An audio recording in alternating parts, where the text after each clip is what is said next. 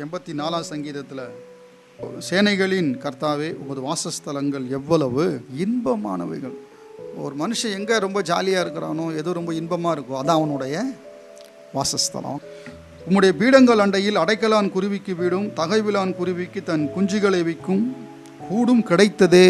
உம்முடைய வீட்டில் வாசமாக இருக்கிறவர்கள் பாக்கியவான்கள், அவர்கள் எப்போதுமே துதித்து கொண்டே இருப்பார்கள். உண்மையிலே பலன் கொள்ளுகிற மனுஷனும் தங்கள் இருதயங்களிலே சபையான வழிகளை கொண்டிருக்கிறவர்களும் பாக்கியவான். எல்லா நபர்களோடும் நீண்ட நேரம் இருக்க முடியாது, சிலரோட 5 நிமிஷம் கூட இருக்க முடியாது. இந்த இடத்துல தங்குறோம், யாரோட தங்குறோம் என்பது ரொம்ப முக்கியமான விஷயமா இருக்குது. நம்முடைய வாழ்க்கையில் நம்ம தங்கி இருக்கக்கூடியதான வாசஸ்தலமாக ஆண்டவர் நமக்கு இருக்கிறார். அவர் நம்முடைய தங்குகிற ஒரு ஸ்தலமாக இருக்கிறார். விரும்பாத இடத்துல நம்ம தங்க முடியாது. நம்ம எப்போதும் அவரோடு கூட தங்கி வாழ்ந்து கொண்டு இருக்கிறோம்.